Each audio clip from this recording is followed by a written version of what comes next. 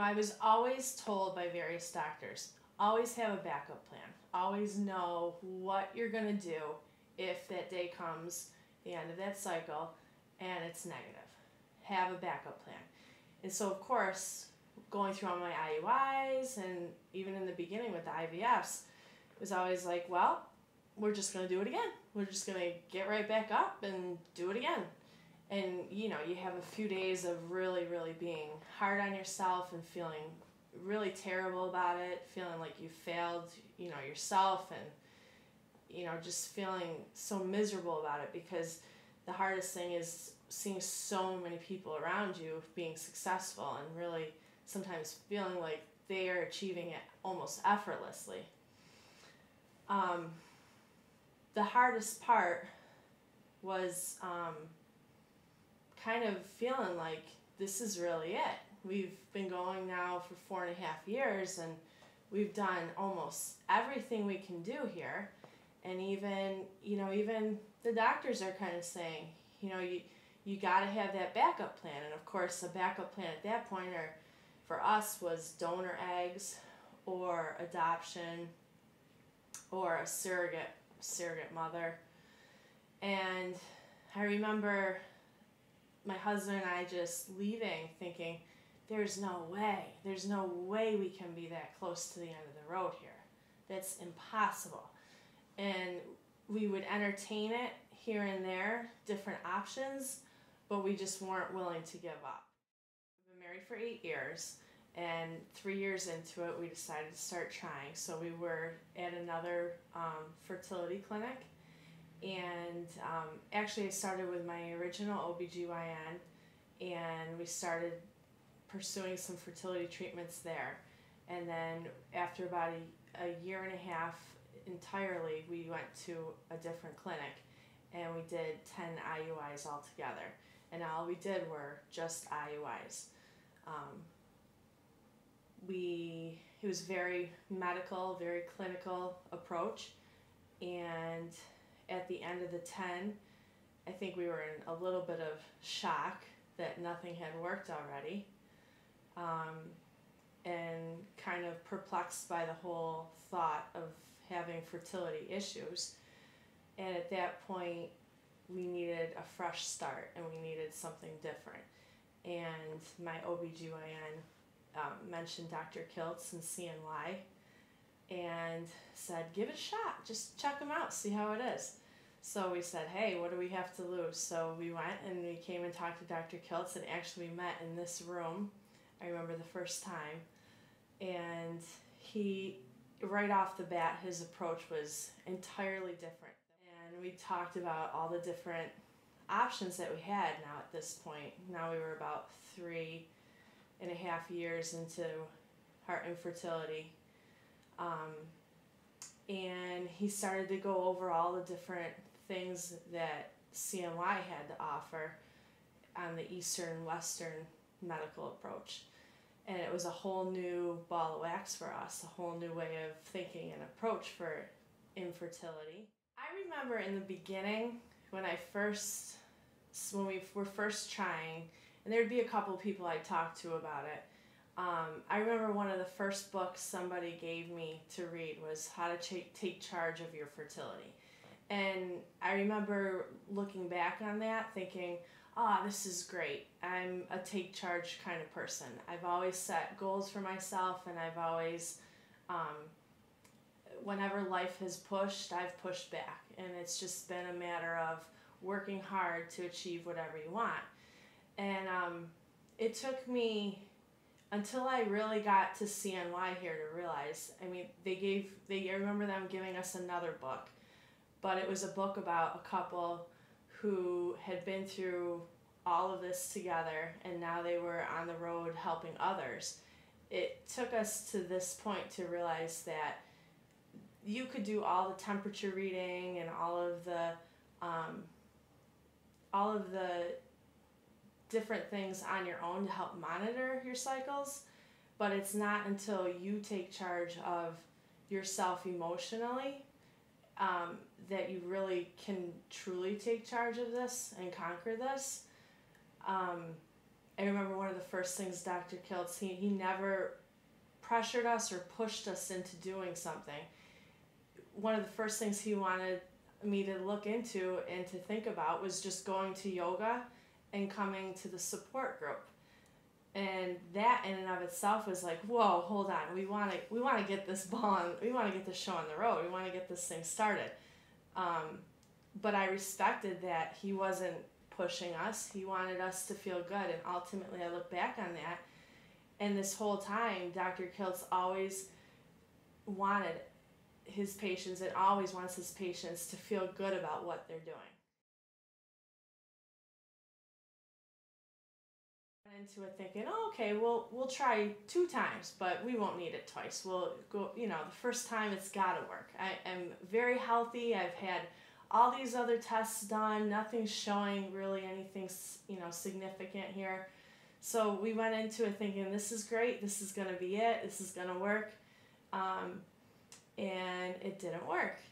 And we ended up having a frozen left over. And we put that little guy back in. And of course, the whole time we joked about having frozen embryos, but it was just, all put together for you. So the thought process in that kind of was eliminated. So you really could focus on all of the other emotional pieces. During that whole time, I was doing the yoga religiously. And at first I thought, yoga, this is just not for me. I'm a basketball player. I'm into, more aerobic activity. I'm not quite sure how this is going to fit into my lifestyle. But yoga really helped me internalize and really,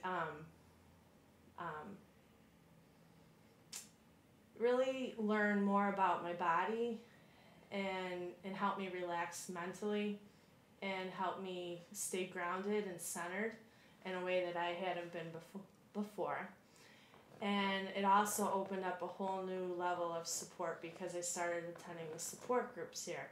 And never had I had that opportunity to just sit down with a group of other women who were going through the exact same thing. So after that frozen little guy, he didn't work, we did our second IVF. And we actually did achieve a pregnancy, but it didn't last very long. And after that point, now we're done with the package that we had bought with Dr. Kiltz. And during that time, I also was doing acupuncture, and I was also treating myself, as I would call it, to massages, because I felt wholeheartedly that you had to feel good about yourself, and you had to put yourself in a good place. So that was kind of my treat. And occasionally a facial. So then we ended up having some surgery done. Oh, and it was around that time when I had that surgery that I also came to grips with some other things. I was learning more and more about myself because ultimately now we were pushing 4+ years of infertility and not achieving our dream here.